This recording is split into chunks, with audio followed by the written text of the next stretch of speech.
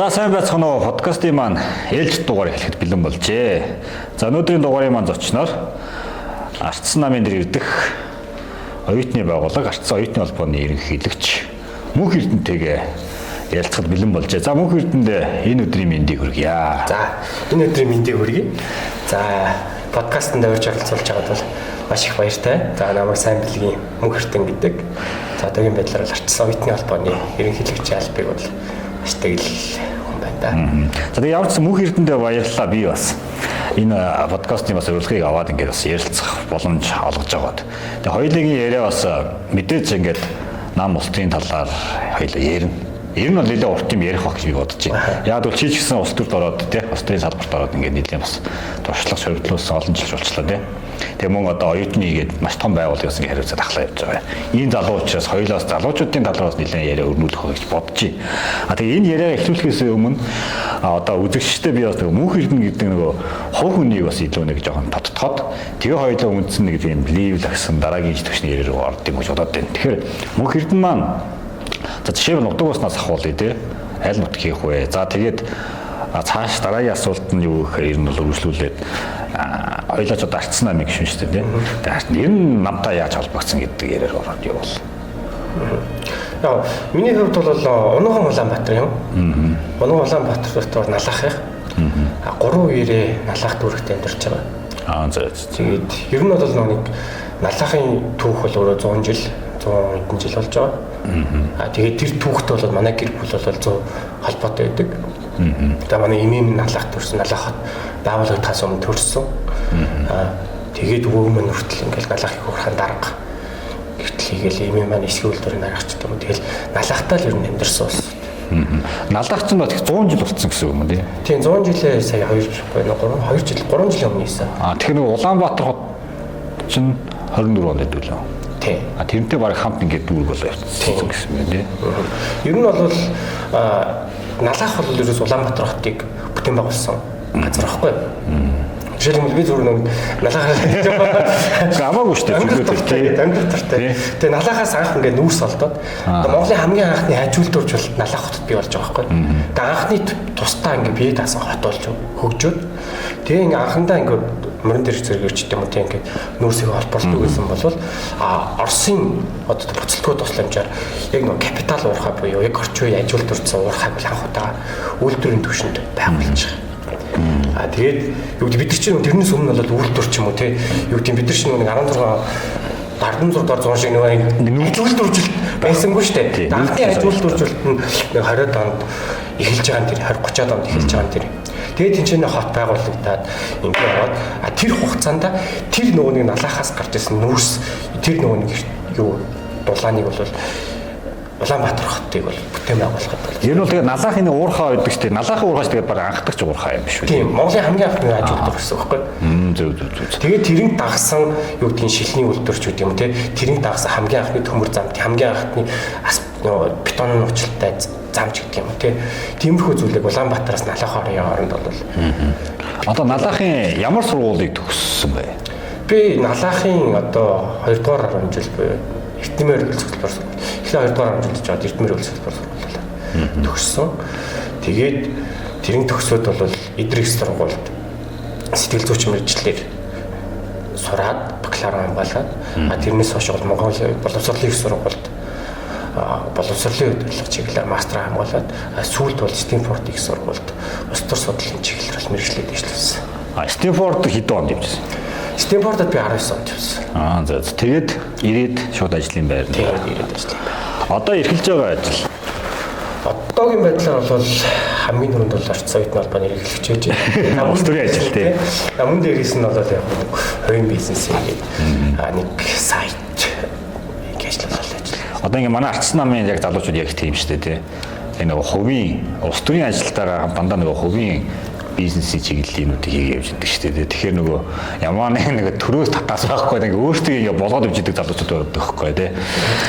Тэгээ яг энэ дээр хэлэхэд бол ерөөсөө нөө улс төр болоод төрийн алба болоод хизээч нөө ашиг олох салбар биш байх ёсгүй байхгүй. Тий. хинч байсан гэсэн ямар ч дарга байсан гэсэн хинч ямар ч улс төрийн хүчний дээр ямар ч том дарга байсан гэсэн тэндээс ашиг олж байна гэдэг чинь энэ бол гажуудсан л тийш юм. Тийм. Ер нь бол одоо улс төрийн алба, нийтийн алба гэдэг чинь тэгэл иргэд олон нийтийн төлөө ажиллах хэрэгтэй шүү дээ. Тэдний төлөө шийдвэр гаргаж, тэдний төлөө ерөнхийдөө бол бодлого гаргаж л загнаж явах хэрэгтэй салбар гэж ойлгоод байна. За тэгвэл хоёулаа одоо нэгэн улс төр рүү орж ийн. Одоо Ардсан нам руу оръё. Ардсан намтай ирэх нь яаж холбогдов? За одоо би ч одоо Ардсан намын гишүүн болж байгаа баг 12 жил гарах болж байна. За. Анх 18 настай багт ер нь яг гишүүнээр эсэж орж исэн. Тэгэл яг Ардсан намд бол эхлээ хуулагч шадар туслах тэгэл менежер ч гэдэг юм. Тэгээ дараас нь ингээл налах дүргийн Ардсан оюутны холбооны тэргүүн тэгэл Ардсан оюутны холбооны ерөнхийлөгч налах дүргийн Ардсан намын дарагч гэдэг юм те. Тэгээ одоо ингээд улс төрийн зөвлөлийн гишүүн, үндэсний бодлогын хамтны гишүүн гэдэг ч юм. Иймэрхүү байдлаар л энэ яг нэг шатаараа л ерөнхийдөө дахиад яваад байгаа юм шүү дээ. Одоо тэгэл тэмхүү л байдалтай. Анх бол ерөөсөө тэгсэнтэй 18 нас хүрдэг төрсөн өдөр болж исэн чинь тэр үеэр сонгуулиор таарчихгүй. Тэгсэн чинь манай бол Ардсан намын гишүүн. Тэгээ өглөөгчтэй унтчихсэн чинь хүүхч одоо бос тэг гэрээр дүр ажиллах гарч ажил хийм юм тий. Тэгээд төрсөн өдөр ч болж исэн 6 сарын 6-ны өдөр сонгуулийн сурчлагын нийтэм гэж харсан. Тэгээд сонгуулийн ажилдаа бол ухуулагч ажилд ороод тэгэл тэр үед чинь тэгээд чи миний хамгийн анхны сонгуул зэ аюу сонирхолтой юм болсон. Сонгуулиор явж байгаад чинь анх удаа л ингээд сонгуульд оролцож үзэж байгаа шүү дээ. Амар тийм хичээл зүтгэлтэй ингээд явсан чинь тухайн үед ингээд юу гэдэг нь дандаа л ах гэж нэрж байгаа юм чинь. Энэ бол үнэхээр энэ одоо бид нар дундаас хамгийн их зүтгэлтэй явлаа. Тэгээ хамгийн юм одоо улс төрийн залуу хүн одоо шүү дээ. Айгуу гоё ярьдаг мэт гэж. Тэр биш энэ оюутан хүн байсан шүү дээ.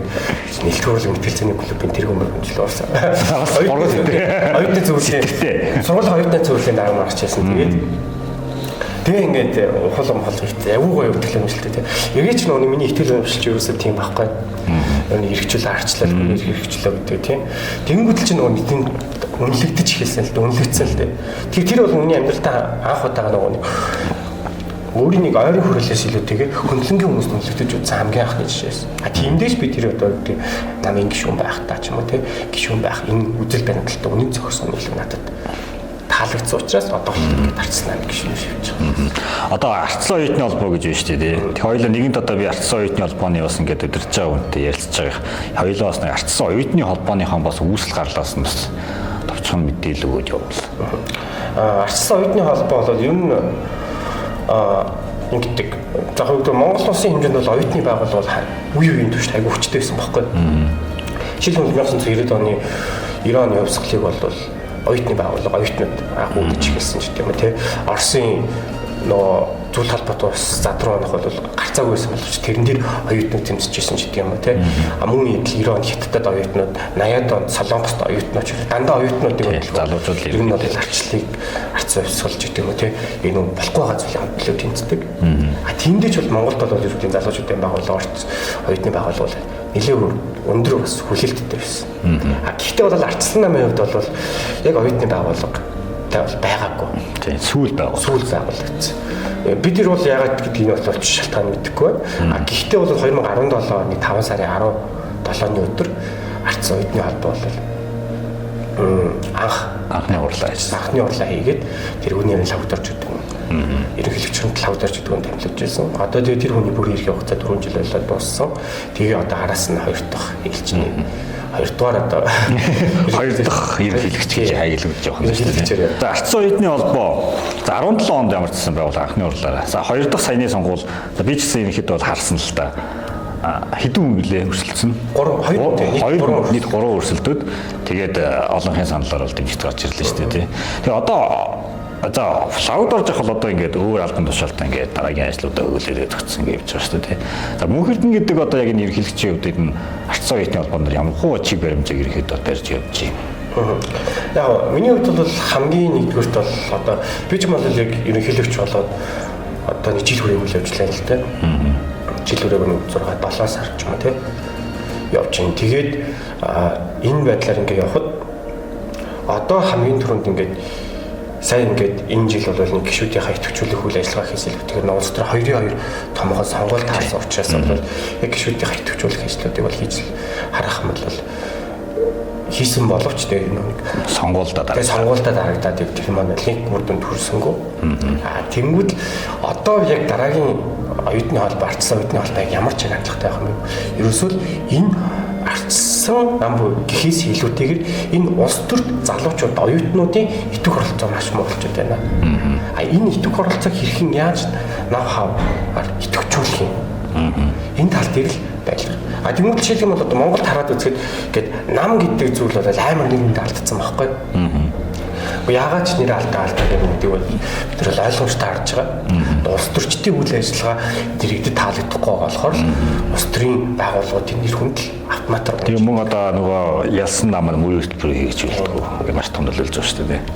Тэгээ энэтэй холбоотойгоор ер нь ингээд дан залуучууд гэлтэхүүгээр тэгээд хөгжүүлэлтийн хүртэл арчсан одоо шил улс төрийн байгууллагуудын нэр хүнд хэмжиж эхэлж байна. Тэгэхээр энэ нэр хүндийг яаж орцсон оюутны холбоогоор дамжуулан сэргээх вэ? Энэ бол одоо ерөөсөө хүсвэсэйг тангаан зарцсан нам юу ч гэсэн биш, ардын нам юу ч гэсэн, юу гэдгийг хүн нам юу ч гэсэн бүхэл намуудын хувьд улс төрийн байгууллагуудын хувьд бол толгойн өвчин болсон. Тэгээд энэнгүүрээ дамжуул бид нар нөгөө эргүүлээд улс төрийнхэн боловсролыг олж авчих хэрэгтэй байхгүй. Гэтэл тэр зүйл нь алдагдаад эхэлж байна гэдэг чинь хүрсэн. Тэгэхээр энэ нав хаврыг ардсан оюутны холбоогоор дамжуулж ардсан оюутны холбоо гэдэг байгууллага нөр үн цэнтэй гэж тэгжиж тэр гишүүнчлэл нөр үн цэнтэй байна. Тэгэхгүй тэгэл юу гэдэг үйл ажиллагаанд оролцсон гишүүд болгоно. Тэ хүн болгоно ингээл чи гишүүн шүү, чи юм шүү гэдэг ахаар чинь энэ гишүүнчлийн үн цэн гэдэг зүйл алдагдаад байгаа. Тий. Одоо нэг баг хүчээр шахуу хүмүүсийг баг ингээл нам руу оруулаад тэг батлах өгөөж явуулчихсан. Нөгөө хэд нөө өөртөө ямар намж орстоо мэдэхгүй бүхтүүд бас их гарч ирдэг шүү дээ. Тэгээ иймэрхүү зүйлүүдийг одоо яг ингээд засаад явах нь бас миний хувьд бол хамгийн зөв болох юм болж бодож байна. Ер нь бол улс төрийн намыг хүн итгэл үнэмшлээр сонгох хэрэгтэй шүү дээ. Хин нэгний албалцгаар, хин нэгний хүчлэлээр биш дээ. Тэр л зам руу одоо явах гэдэг нь л хараад байна л дээ. Одоо жишээ нь яг бодоод үзэх юм бол Монгол улсад амьдарч байгаа 3 төтний нэг нь намын гишүүн байгаа заа. Дарцсан. Зарим нь баг өөртөө ч мэдэхгүй байж байгаа. Ерөөс 3-ын нэг нь. Бодоод үзэхлээр за Монгол ардын нам бол өөртөө 200 байгаа гишүүнтэй гэж үздэг. Арцсан нам бас мөн адилхан 200 байгаа гэж үздэг. За хүн нам бол өөртөө нэг 80,000 орчим гишүүнтэй гэж үздэг. За ингээд Монгол улсад үйл ажиллагаа 30-аар намлаа. Тэр хэвээр 34 жилийн. Тэр хэд ч тодорхой хэмжээний гишүүнчлэлтэй. Бүгд давхцаагүй гишүүнчлэлтэй заа. Тэгэхээр эн чинь бараг саяны төгсгөө үстэй. Хагалтад өгөхөр л юм. Тэгэхээр 3 хүнтэй нэг нь намын гишүүн гэсэн байхгүй. Тийм юм байна л. Тэгэхээр энэ нөгөө нэг улс төрийн намуудын улс төрийн байгууллагуудын нэр хүнд унаадаа шалтгаан ч л өөрөө энэ. Тооны араас үйлдэлтүүд тэр нөгөө нэг тэр гишүүдийнхаа нөгөө гишүүд үн цэнтэй биш байгаа шүү дээ. Жишээлбэл Германд ингэдэг баг. Тэгэл намын гишүүн боллоо гэхэд намын гишүүн сонсол заавал татвар төлдөг. Татвар төлөвлөх хэвчдэг. Тэгэл баяртай. Тэнгүүд л Монгол тийм шиг байхгүй. Тэр нэг өөрийн үн цөлөгч юм уу мэдрэх юм байхгүй. Зөвхөн саналыг авахын тулд гишүүнээр хэлсүүлчихдэг. Тэнгүүд тэнд юу гэдэг хүн намд хэлсхийн тулд жилийн үтгэл үнэмшлээ тодорхой болгоно. За дараас нь ингээд татвараа төлнө. Тэр чинь хариуцлага болж шүү дээ. Тэгээ дараас нь үг хэлэх хэрэгтэй авах гэдэг юм тий. Тэгээ тэндээ үзэл бодлоо илэрхийл. Тэнгүүд Монголын хувьд хараад үзэхлээр зөвхөн нэг хитгэн лидертэй тэр лидерүүдийг л нэг нам гэж хардаг. Тий. Явандаа бол нам гэдэг зүйл чинь гишүүд дээр тогтдог л зөвхөн нэг хаана байгаа нь мэддэггүй бага олон гишүүнтэй гээл зарлаад байдаг. Боловч яг үнэн дээр тэр байхгүй ч юм уу тий. Одоо хоёулаа сая сонгуул ярьлаа шүү дээ. Угийн сая одоо энэ өнгөрж байгаа 24 он бол 2 том сонгуулийг туулаад өнгөрлөө. За өөрөө бол одоо мөнх эрдэнэ налах дүүрхтэй дүүрийн гэдэг уралдаанд дэвшлээ шүү дээ. За харамсалтайгаар ингээд угийн нэг ямар нэг юм чинь нэг ялалт юм уу эсвэл ялагдaltaал байдаг шүү дээ. Ялагдал хүлээсэн. Тэгээд би гол нь юг асуух гэдэг нь ихээр ер нь иргэдийн хурлд ингээд залуу хүний хувьд одоо ингээд анх удаа тийм. Тэгээд анх удаа ингээд нэг дэвшээд үзлээ. Энэ ямар хуу байна? Энэ чиний төсөөснөөс ер нь яг энэ иргэдийн хурлын сонгуул Монгол энэ ямар хуу байдаг юм бэ? Одоо өөрөө ингээд бас бодлогоо гаргаад мөрөөдөлбөрөөр танилцуулаад иргэдтэй бас ингээд уулзалт явуулаа шүү дээ тийм. Тэр талын юм юу сонирхмоор байна. Яг тэгээд нөө ямар нэгэн байдлын шатны сонгуул гэдэг бол Нэгдүгээрт нөгөө нэг яг иргэдийн төлөө шүү дээ. Бид нар нөгөө нэг сонгуул хэлж харахлаараа хамгийн дөрөв нэг юм боддог байхгүй. Тэгээ нэг хүн эрх мэдэлтэй болох гэдэг нэхээс илүүтэйгээр ямар нэгэн босромог хитгээд ийг л эрх мэдэл өгөхгүй байх тухай асуудал байхгүй. Тэрнгээ бид нар хамгийн дөрөв ойлгох хэрэгтэй байхгүй. А тэггүй бостроо бол зүгээр тэнд нэг мянган сайн хүн байгаад тэгээд нөгөө талд нь юм нэг босромог итгээд эрх мэдэл олохгүй тухай асуудал байхгүй. Нэг талаас тийм. А тэнгууд юу гэдгийг ихлээр би яагаад тийм сонгуульд нэр дэвшвэ гэдэг чинь би зүгээр тэр мөрөөр ажиллая гэж болох байхгүй. А тэнгууд юу гэдгийг нөгөө нэг босромог итгээд өгч юм эсвэл нөгөө нэг яг бодлогоо би ийм юм хийнэ гэж гарч ирчээд нөгөө 4 жилийн нөхдүүд байгаа шүү дээ. Гэхдээ тэр нөхдүүдийг л боловчий гэдэг санаа байхгүй.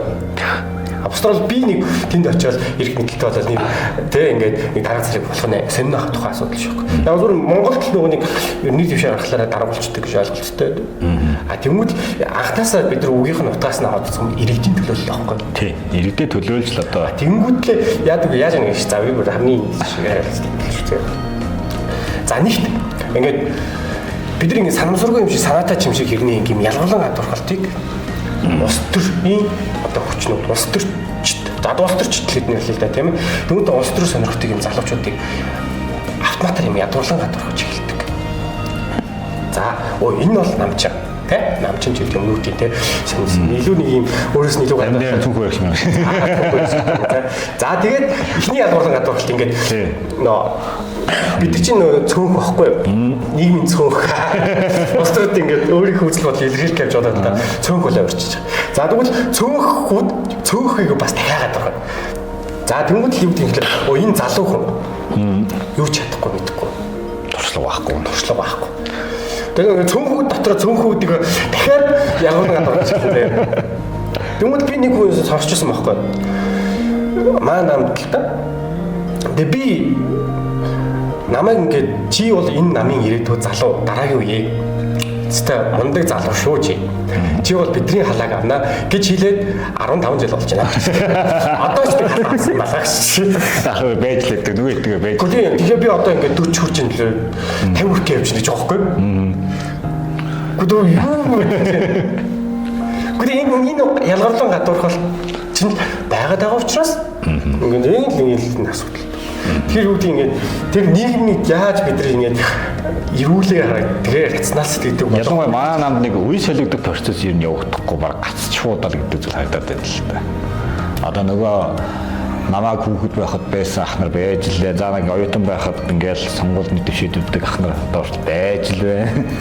Яг ер нь бол харах хэрэгтэй. Бид нар нөгөө нэг байж л байна гэдгээс илүүтэйгээр юу ах хэрэгтэй байхгүй. Нөгөө одоо шил нас хүйсийн нэг суурд гэж нэг юм байдаг шүү дээ. Тэр хүн амынхад бүлэг нь ямар байгаа? Жишээлбэл Монгол Улсын хэмжээнд ямар байгаа? А жишээлбэл Арцлан нам, Ардын нам хоёрын үеийн тэр сургал нь яг зөв бүтцтэй байна уу гэдэг тухай асуудал. А Монголын бол юу гэдгийг хүн ам зүүн сургалтын бүтц бол зөв бүтцтэй шүү дээ. А тэнгууд л нөгөө институт бүх институцийг тэрнийхээ дагуу ижил ирүүл байх хэрэгтэй байхгүй юу? Хүн амтайгаа л харьцсан шүү дээ. А тэнгууд л манайх нэг иймэрхүү ч юм уу те байгаад байдаг байхгүй юу? А тэгэхээр энэ сургуулийн бүтцийг зөв хэлбэрт оруулж ижил бид нар нөгөө шинжилэл гэдэг юм байна. А тэгэхгүй тэгээ зүгээр улаан цай юм байхад чинь бид нар ингээд тэр шинжилэл явагдахгүй нэ. Миний бодлоод ямар ч нэмэр байхгүй юу?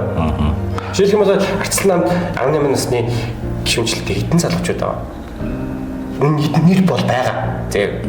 А гэтээ тэдний хэдэн идэвхтэй оролцдог. 90 идэвхтэй 18 настай байна уу? За тэгвэл 30-аад насныхан хэдэн байгаа? 90 одоо шил 80 90 оныхан гэсэн үг. Нилээд байгаа. Нилээд байгаач тэр нь 70 80 оны 70 60 оныхныгоо давч чадж байгаа. Ер нь чадахгүй. А тэгэхээр нөгөө сургуулийн бүтц чи ийм байгаа учраас тэгээд хүсвэсээр ийм болгож бид нар нөгөөний шинэ үеэ ярихгүй бол ийм байгаа цагт нөгөө шинэ үе солигдох юм байхгүй. Үеэ солид үеийг чинь хүн алдахгүй байгаа шүү дээ. Одоо ингээд юу ялаа шүү дээ.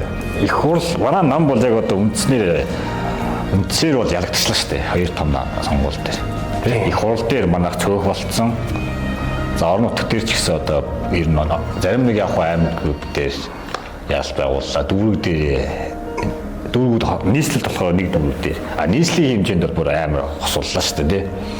За тэгэхээр энэ их хурлыг хоёулаа эхлүүлсэн юм. Залуу хүний өнцгөөс энэ ардсан намын ялагдлын шалтгааныг хоёулаа бас нэг жоохон айгу. Ер нь бол яг хоёулаа нэг хин нэгний өмнөөс яхаас илүүтэй.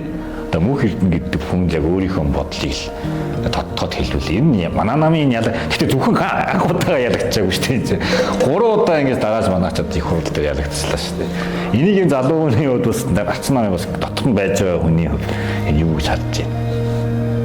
Яг ер нь бол миний зүгээс харахад бол ялагдалт бол олон шалтгаан байгаа. Дан ганц тэр нэг хүн буруу өгөхөөс илүүтэйгээр олон шалтгаан байгаа байхгүй.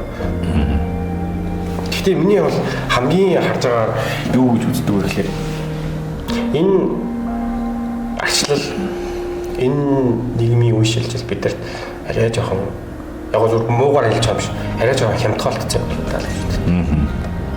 Магадгүй. Шилхэн бол нэг юм байдаг байхгүй юу? Би нэг сэтгэл зүйч мэржилж байгаа мэржилдэг болоход нөгөө IKEA гэдэг нэг тавилганд л үргэлж шүү дээ. IKEA-гийн тэгээд тэр нэг IKEA-гаас нэг юм ширээ хөдөлтөд авахд тэр хөдөлтөж авсан ширээн тэр хүндээ илүү их юм үн цэнтэй санагддаг. Тэрний оронд нөгөө зүгээр юм өөр тавилганд л үргэлж авсан ширээ бол IKEA шиг тийм IKEA-гийн ширээ шиг тийм үн цэнтэй санагддаг. Яагаад вэ гэсэн чинь IKEA ингээд хайрцагтай ирэнгүүт л бүх зааварчилгаа ингээд байгаад бүх юм ингээд өөрөө хийж угсардыг нэ. Тэгэхээр тэн дээр ямар нэгэн тодорхой хэмжээний хөлсийг хүн туслалцсан учраас тэр нь илүү үнцэнтэй санагддаг юм. Амар үнцэнтэй санагдав. Солонгоччууд ингээд бид нар ингээд нөгөө нэг амар сайн одоо шилээд ерөнхийлөгчийг унгаачлаач гэдэг юм уу те. Онц байдал зарлах гал ингэнгүүтэл нь юу яачлаач гэдэг юм уу атомны эсэргүүцэл парламентын эсэргүүцэл боловчлаа гэж шүү дээ. А тэнгуут яагаад тийм үсэн тэнд арай үнцэнтэй ирсэн бохгүй. 80-аад оноос үүсэлтэй 80-аад оноос ихэлсэн оюутнуудын хувьд бол маш олон оюутнуудын амнаас эрүүл мэнд. Тэгээд тэр бүтэн нийгэм бүтэн үеийнхэн залуучуудыг ингээд баг алхахын агуур болж иж тэр арчлал гэдэг зүйл ирсэн бохгүй. А гэтэл Монголд тийм болоогүй. А тэгэхээр энд нүг өнгөрсөн юм дээр бид арай л жоохон аян ханддаг. Яг нь цус урсгаас байг гэж би бодож байгаа юм биш. А гэхдээ зүгээр эвлүү бид нар нандинхан тул энийг арай нэг жоохон үнцэнтэй болох. Би бол ингэж бодоо. За яг нь манайх нөгөө цус урсгаагүй ачсан хувьсгалыг одоо бид нар байгуулчлаа, эрхчлөлөг олгоод авчлаа гэж ярьдаг шүү дээ. Тэр нь магадгүй хүмүүст ойлгохдоо нөгөө ямар тийм хям ингээд үнгүй болцсон юм шиг ярилдаг. Гэхдээ тэрний тэр процессыг давахын тулд маш олон хүмүүс ажилгүй амьдралаа алдсан дээ ингээд янз янзын процессыг явуулдаас одоо ингээд хоёулаа чи ч гэсэн сонсчлээс манай ахмад гişүүд байгаа шүү дээ. Арчлалын тухай 90 он жигсчихсэн хүмүүс. Бүгд л ингээд бас тухай чинь арчлал ялаад шууд арчсан нам засаглаад явчихаагүй шүү дээ. Нөгөө л коммунист намын өгшлөлтөө нөхдүүдээ манай иргэд чинь өөртөө сонгоод явцсан шүү дээ. Тэр нөгөө арч зах зээлийн нийгэм шилжсэн. Тэгэхэд л ингээд нөгөө ажил мэлээс нь хаалдаг тий. Одоо нэг ялварлан гадуурх гэдэг энэ арчлах гэдэг байдлаар ингээд ялварлан гадуурхалтыг бас манай чинь даваад туулчихад байгаа юм. Энэ мэтчил ингээд маш олон зүйлүүдийг ярил үн цэнгүй биш маш л их үн цэнийг хэлээ тулцсан байгаа. Солонгосчуудын хувьд бол би ингэж хараад байгаа. Маш олон зовлон тулцсан тий. Солонгосуудын хойгийн дайн тий. За тэр цэргийн хувьсгал гэж амар олон тэмцэлтийн дундаас тий. Тэгэл сүүлдээ хоёр солонгосч нь хагараал хоёр хэсэг нэг нь коммунизм болол нэг нь ингээ арчлын замыг дагаад ингээ явчлаа шүү дээ тий. Энэ амар олон цус урсгасан зүйлээс эрх чөлөөгөө авалж авсан учраас тэр эрх чөлөөг алдахгүй тулд энэ нөхдүүд ингэж амар хичээж тэрний төлөө зүтгэж ингээ нэгдэж чаддаг юм болов гэдэг зүйлийг хараад байна л та. Ер нь тийм. Тэгээ одоо сая харлаа шүү дээ тий. Одоо тэр ерөнхийлөгч нь онц байдал зарлаад тэгээд ерөнхийдөө бүх удирдлагыг өөртөө аваад ингээл дангуулын хэлбэр рүү шилжүүлэх гэдэг шүү дээ. Тэгэхэд иргэд нь юу юм манай талбай хажууд нь жижигдэх юм. Сүгатын талбай хажууд нь жижигдэхэр байгаа шүү дээ. Ингэж иргэдэг гэдэг чинь эрхчлөөний үн цэнийг мэддэг ард түмэн бол тэгэл санаалаа өөр юм байна л та. Манайч бол ажиллаа хийгээсэй. 2 удаа ерөнхийлөгч аваад ирсэн солонгосч. Тий. Тэгээд ерөөсөө би бол ингэж боддог байхгүй юу? Миний хувьд бол бид нар монголчууд анханасаа юутай яснаа мэдэхгүй байсан гал дууссан байхгүй юу? Жишээ нь бол яг бидний оюун санаа нь одоогоос 300 400 жилийн өмнөх дурсамж бүр таамаглалч байхгүй заяа. А тэнгууд юу гэдэг юм гэхээр бид нар арай нэг жоохон ойрхон таамаглал байгаад шүү дээ. 90 он 80 он ч гэх юм уу те 70 он ч гэх юм уу те. Яг л тэр үед амьд ус усууд байгаа учраас. А гэтэл бид нар манжийн дарлалд орохоос өмнө ямар байснаа бид нар мэдэхгүй байхгүй юу? Тэгмэл 300 жил дарлуулж явж ирсэн дахиад Оросын даргалт руу орчиж байгаа. Янз тэр дунд ингээд хэрэгчлүүний энэ агаар амьсгалах юм байсангүй шүү дээ. Байгаагүй байгаач байх. Тэгэл нөгөө нэг аль болох барууны чөлөөт эдийн засгаар засаглая гэсэн болгоны аль талаар хэлмэгдүүлээл те. 30 мянгаар хайдаа хядуулаад. Тэгээ бид нар нэг эргчлөө гэж яг юутай ярьснаа ч мэдэхгүй зэрэг шууд 90 онд ордог байхгүй. Одоо хоёул юу яа? Хоёул жоохон ярианаас жоохон хазаагаа явчих шиг боллоо гэж бодож байна. Нөгөө намын ялагдлын шалтгааныг зүгээр яг хоёул хувь хүнээс л ярьж байгаа шүү дээ. Тэрнээс бол хин нэг л одоо чиглэж тийм бол байхгүй. Би одоо мөнх эрдэнэ гэдэг хүнээс л асуусан. Тэрэн дээр комент хэлвэл. Яг зүгээр бид нар бол угаасаа улс төрийн стратеги тактик дутуулалт болсон. Ёо тэрвээ ямар нэгэн байдлаар тоглоомд орох гэж байгаа бол тоглоомын дүрийг маш сайн мэддэг байх хэвээр. Тэгээд тоглоомын дүрийг мэддэг байлаа ч гэсэн тухайн тоглоомын дүрмийг зохиолцсон байх хэрэгтэй байхгүй. Тэгвэл бид нар тоглоомын дүрмийг мэдэхгүй байж тэгээд хүний зохиолсон дүрм дээр ороод тэгэл ялагдлыг хүлээсэн. Гэтэ бол харьцангуй сүүлийн 2 сонгуулийг бодох юм бол бид амар өндөр амжилт үзсэн шүү дээ. Тэгэхээр амар өндөр амжилт үзсэн. Тэр бол гайхалтай. Гэхдээ өдөр бол нөгөө жагсаалтын тухай асуудал байсан л. Холимог тогтолцоо. Холимог тогтолцооны давуу тал байлаа. Тэгээ олон ч намын төлөөлөл орж ирлээ. Энэ бол эргээд цаашдаа парламент бол эрүүлчихин шинж. Ер нь бол тийм л гэж бодож байна. Одоо нийс дээр ялагдлаа шүү дээ. Одоо чи өөрөө нэг нийслэлийн төлөөлөл гэж болох юм байна. Тэн дээр комент ижлэх нь үү? Ер нь ижлэх. Бид нар зүгээр тоглоомын дүрийг мэдэхгүй байсан. Тэгээд тэр тоглоомын дүрм огт оролцооч хүү. Тэгээд тоглоомын дүрм зохиож байгаад бид нар юу ч хийлээгүй.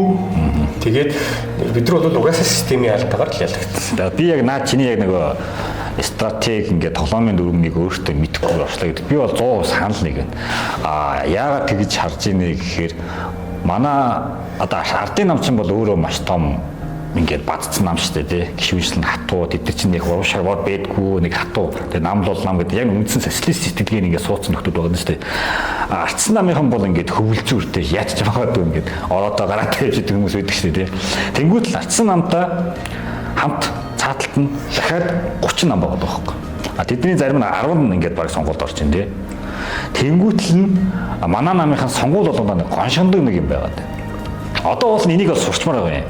Угийн ардсан намын санал хуваадаг. Тэгээ эдгээр бол хувааж байгаа шүү дээ. Тэгвэл сонгуул болгоны дараа ялагдлаа дандаа тэгж тайлбарладаг. Нөгөө олон жижиг намууд л ингээд саналаа уучлаа.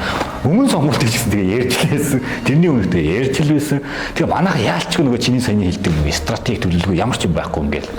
Сүүлд нь шалтгаан тоочтой гоншигндаг хэлбэр л орохгүй борчоод байгаа болов уу би бол ер нь зөв. Ер нь бол тийм. Гэхдээ бид угаасаа ойлгомжтой сонгуул баг өмнөч бид нэг дөрмөнд огт оролцоогүй учраас тэгээ дөрмөө ойлгох гахаа зөв ойлгосон хүмүүс бол байгаа. Ойлгоо тэм дээр ялтай болцсон биш үү? Ойлгооч хүмүүс байгаа. Гэхдээ бид нар нэг масс ялалт ямар байх вэ? Тэр стратегийн тоглолт дээр бид нар оролцох хараад нэг жоохон итгэвтэй байх шаардлагатай байсан. Гэхдээ бол тэгж чадаагүй учраас тэгээ тэрний буруу бол нэг хүний буруу биш. Нэг бүлгийн буруу биш. Бол зүгээр масс л. Бид нар нөгөө яг зүгээр би бол ингэж боддог байхгүй. Угаасаа боддог ч гэж өөр нь бол энэ бодит байна байхгүй. Жирийн Монгол дундаж хүн бол консерватив үзэлтэй юм байхгүй. Зөвхөн жирийн Монгол дундаж хүн. Тэгмэд бид нар ингэж арчлал ингээд шууд яриад ороод ирэхлээр те ирчлээ ингээд яриад байгаа тэгэхээр хиндээ их гой сонсогдож байгаа юм. Яг ингээд монголчуудын чих нийцээш наалтдаггүй байхгүй. Би энэ бол ингээд өөрөө ингээд нэр дэвшээ явж байхдаа ингээд ойлгосон байхгүй. Зөвхөн л монгол жирийн Монгол дундаж үл консерватив. Тэр өөрт нь байгаа эрхчлөөг нь авах гэдэг юм шиг мэдрэмжийг л бид нар төрүүлээд байдаг байхгүй. Гэхдээ бид нар зүгээр л энэ болвол арчлал болвол тайлбарлал ойлголтын зөрүүгээл бид нар авч ирэх хэрэгтэй. Би бол одоо ингэж хараад байгаа юм. Ардны нам бол одоо 100 жилийн түүхтэй гэж өөрсдөө ярьдаг тий. За яг ингээд арчсалтай хамт ус ингээд бас нэг тодорхой хэмжээний өөрчлөлтүүдийг дотроо хийсэн л баг. Ардсан нам бол ингээд бас 34 жилийн түүхтэй ингээд нам байна тийм үү. Тэгвэл би бол ардсан нам ингэж харддаг юм. Бүтцийн хувьд ардын намтай ажиллах нь дөрмийн хувьд бараг төстэй. Бүтцийн байгууллагуудын хувьд төстэй. Салбар байгууллагууд нь бас төстэй. Нэр нь л өөр. Тэгэхээр би ингэж хаадаг. хоёр нам би одоо иргэд ингэж яриад хоёр нам ижилхэн гэдэг. Би яг нөгөө хийсэн бүтээсэн ажлуудын ярил өөрөө гэдэг талаас нэг манай намын шиг ярьдаг. Гэхдээ бүтцээр нь ингэж энэ хоёр намыг яг ингэж дэлгэцэн дээр ингэж хоёул ингэж ирчүүлээд авахд баг ялагдахгүй магадгүй байхгүй. Тэгэхээр манай нам ингэж юм болов уу гэж хараад байна. Яг тэр 90 оноос хойш тэгэл яг ардын намын юу хийж чинь тийм дуурайгаар хийгээд нэг копи пост хийгээд тэгээ өнөөдөр энэ хоёр нам зөвхөн ялгадгаа болцсон юм болов. Нөгөө яг бодлогын манай ч одоо хоёул одоо үзэл санаар орох гэдэг юм би. Ардсан нам чинь бол баруун төвийн үзэл баримталтай нам шүү дээ тий. Тэнгүүтлээ бид нар нөгөө ардын нам чинь бол зүүн төвийн үзэл баримталтай тий. Энэ хоёр чинь өөрөө эрс тэс хоёр өөр үзэг шүү дээ тий. Тэгвэл бид нар чинь чөлөө зах зээлийг ярьдаг, хов хүний эрх чөлөөг ярьдаг тий. Тэгээ өмчтөө байхыг эрхэмлдэг тий. Хов хүний эрхийг хамгаалахын төлөө ажилладаг ингээ. Нөгөөд чинь болохоор төрийн оролцоо. Манайх чинь бас цомхон төрийн гэдэг. Нөгөөд нь болохоор төрийн оролцоод хамгаалах хэрэгтэй тий. Ер нь нийтийн төлөө явах хэрэгтэй гэдэг ч юм уу тий. Нэг иймэрхүү үзэл санаа яваад байна шүү дээ тий. Төрийн тодорхой хэмжээний юмнууд олцдог байх хэрэгтэй гэдэг ч юм уу. Тэгэхээр нөгөө энэ хоёрын уул үзэл санааг нь харьцуулангууд л ингээ яаж ч ингээд хоорондоо нийлэхгүйгээр өрсөлдмөр яваад байгаа байхгүй. Тэнгүүд л сүүлийн 34 жилийн хугацаа харахаар бие тэгэл ардсан нам ардын намын юмыг ингээд аваад ингээд ардын намын нэг жамч бид ч энийг хийнэ гэдэг юм уу. Энэ замаар явцсан юм уу гэж хараад тий. Чиний хувьд ер нь одоо энэ үзэл санааны хувьд ер нь юу гэж харж байна? За одоо жишээл нэг юм төсөөлөл яваа. За Монгол улсад явж байгаа олгогдож байгаа бүх халамжийг зогсоод. За чам таалагдж байна. За яг уу би бол одоо бүгднгийн зогсоом гэвэл бол хэцүү. Таалагдахгүй. Тий, ерөнхийдөө таалагдахгүй. Тий, жаахан ч гэсэн. Гэхдээ ерөнхийдөө багсах. Таалагдахгүй бас тий. За. Тэгвэл тэр халамж зогсоосон мөнгөөрөө бид нар дэлхийд номер 1 орох эдийн засагт орсгол боломжтой. Тэгвэл ямар сонсогч? Тэгвэл гоё сонсогч. Би бол одоо яг халамжийг бол ингэж хараад байгаа. Тэгээ одоо шинэ гой сонсогч байгаа. За бүлэмжшүүрсэй бишээ тийсэн. За тэнгуүтэл эдийн засаг гэж юу вэ? За. Номер 1 байх нь ямар ач холбогдолтой вэ? Ойлгож байгаа мэдж байгаа тийм. Жишээлх юм бол баян шөнийн эцэст амьдарч байгаа дулмаа эмээ тэр эдийн засаг гэдэг зүйл хамаагүй дээрээс нь ойлгохгүй байхгүй. Гэхдээ бид нар нөгөө нэг нийт масс чинь баян шөнийн эцэст амьдарч байгаа дулмаа юм аахгүй. Тэгэхээр ерөөсөө амьдралдаа цаг зав зарцуулчихсан тэр эдийн засгийн ойлголтыг ухаарах хэвгүй амьдралаа төгссөн болсон байхгүй. Тэгэхээр бид нар тэр эдийн засаг гой үзүүлэлтээ ингээ гой метрополис хотуудыг яриад ингээд хинт ч наалтахгүй. Хинт ч хэрэгч байхгүй заяа. Тэгэхээр одоо жишээлбэл Германд ингээд Маргарет Тэтчер Англид байхгүй. Маргарет Тэтчер ингээд гарч ирээд ерөөсөө нэг ганцхан юм хийсэн байхгүй. Хамгийн түрүү нөгөө нэг хүүхдээ одоо шил манай монголоор хүүхдийн мөнгө байхгүй нөгөө хүүхдийн сүү гэдэг байж л дээ. Манаас халамж байхгүй. Тэгээ ингээд сүүнийх нь бүх сүү өхийг зогсоогоод тэгсэн чинь Маргарет Тэтчер гисрүүрсэн бас амар орчихсон. Чи одоо эмэгтэй хүн байж шүү дээ хүүхдгүй юу муу өстой төмөр хатагтай гэдэг нэр нь тэрнээс үсч гарч ирчих. Тэгээд одоо чи өстой сүүний бол гачтай Маргаритыг хоцруулах бүр маасараа таалагдахгүй. Тэгсэн чинь 4-5 жилийн дараа яасан гэсэн чинь нөгөө нэг сүүний мөнгнөөс гарсан хэмнсэн зардлуудаа нөгөө нэг уул уурхай салбарынхаа нөгөө нэг дахин реформ хийх тий. Уурхай хаасмаас гэдэг юм ярьдаг. Тэгээ нөгөө уурхай асуудлуудыг төрд биш хурцлыг хөрчлөдөг ч юм уу тий. Тиймэрхүү байдлаар яваад эдийн засгийн 4-5 жилийн дотор сэргийлэх нөгөө нэг Ирландд ажилгүй байсан нөгөө гинтрэг гаралт өндөртэй байсан хүмүүс нөгөө нэг ажилгүй байсан хэрэг чинь бүгд ажилд болоод тэрнгүүт юу нөгөө сүүний мөнгөнд санаа зовох удаад эхэлж байгаа. А тэгмүүд тэрний дараагаар Маргарет Тэтчер шиг сайн хүн байхад байж. Төмөр хатагтай гэдэг шүү дээ. А тэнгууд Монгол яг тийм хэмжээний зоригтой бүр хинийч бүр муу хэлж ирсэн байсан бай. Тийм зоригтой шийдвэрийг гаргах хэмжээний лидерүүдэрч байхгүй. Бүр хүүхдийн мөнгө зогсоно гэх юм бол барай дайн болно үстэй. Гэтэл дайныг зогсоогоод тэр дайныг үл тоогоод ингээд улс орныхоо төлөө яв. Мэдээж хүн ам нийтэд хэрэгцээтэй шаардлага шийдвэр хүн болгон таалагддаг. Баруун таван үзэлтэй намын гишүүн хүүхдийн мөнгөийг зогсооно гэхэд энэ бол гараа өргөд дэмжих хэрэгтэй асуулт. Уулын тийм. Нэг тэр таалагдахгүйгоос тэр юу гэсэн үг? Хүн болгон таалагдах албагүй. Гэхдээ эцсийн үр дүн бол Монгол номер 1 эдийн засагт улс орн болох гарцгаалгаан тийм л. Би бол яг нэг халамжийг бол түүний тайлбарлах гэдсэн шалтгаан юу гэхээр одоо яг нэг шаардлагатай хүмүүс байдаг шүү дээ одоо хөгжлийн бэрхшээлтэй ч гэдэг юм уу тий. Одоо нэг юм ямар ч нэг тиймэрхүү л өнцгөөс нь тайлбарлаж юм. Бусдын одоо ямар хүмүүс халамж авдгийг би бас мэдэхгүй нөө. Тэгээд ийм хүмүүст яг зорилтод авах хэвээр хүмүүст нь өгж болдог энэ зам руу ороод тэгээд одоо бол Монголын өнөөдрийн нийгэм бүр бол халамж өөр хавт гарч байдаг шүү дээ. Жишээлбэл одоо саяны судалгаа ингээд нэг сонгуул болгоноор нэг халамжийн судалгаа гарч ирлээ. Тэрэн дээр сая энэ жилийн сонгуул дээр гарахад 2 сая хүн халамж авч байгаа жоох Монголд. Тэг чи бодоод үзтээ 3.5 сая хүн амтай хүний бараг 60 гаруй хүн халамжаар амьдарч байгаа гэдэг чинь өөрөө манай бас бүр ялцлын төвшөнд орсон. Нөгөө чиний саяны яриад байгаа эдийн засгийн эргэлттэй том бүтээн байгуулалт үйлдвэрлэл хөгжүүлэлт бол тэр мөнгө тийшээ зарцуулагдвал болно. Бидний үр хөвгөдөд хэрэгтэй шүү дээ. Тэр нөгөө нийгэм нөгөө маск гэдэг зүйл нь бас тэр ойлголтоор дутуу байх шиг байна. Гэхдээ энийг би бол улс төрийн одоо ялангуяа баруун жигүүрийн нам бас ингээд нэг яриад явах хэрэгтэй юм болов уу гэж боддог. Билээс бас хамгийн түрүүнд нэг асуудал орж ирэх юм. Яг зүгээр ийм байдаг байхгүй юу?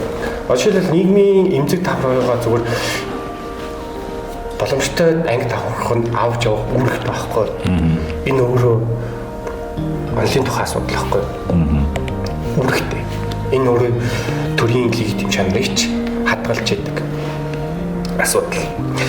Тэнгүүд бид нар яг энэ нөгөө л би яриадсан нэг сурах шиг юм байгаа даа шүү дээ. Тийм. Тэгээ тэр үрж авах хэвээр нөгөө нурууд дээрх байгаа зүйлчил ийм болчиход байгаа байхгүй. Бид нар яг нөгөө нэг зөв сурахтай байж ижил нөгөө нэг энэ доор байгаа улсуудаа авч явах хэвээр. Гэтэл ийм байгаад байгаа учраас одоо жишээлбэл дунд амьдралтай гэр бүлэмжтэр за баян амьдралтай гэр бүлэмжтэр адилхан ингээ баг байгаа учраас мэдгүй манайх хорог нэг ийм мэдгүй дундаас давхар гэж бол дундаас давхар гэж баг байхгүй болчихсон шүү дээ. Тэгээд дээд давхар гэдэг чинь ч бас их өрөөсгөл ойлголт Монголын хувьд. Мэдээж юу гэдгийг нөгөө нэг бид нар юм л болохоор 30 гэр бүл гэж нэг чинь тэд нар бол өсөөсөө бизнес хийгээд дотроо төлөө явуучих болсоо таахгүй. За тэр төртөө оролцсон чи оролцоогүй ч бай тээ. Тэр чи ямар нэгэн байдлаар хөдөлмөрчнүүд зөвч бурууч бай тээ. Байдлаар ингээд мөнгө олж байгаа байхгүй.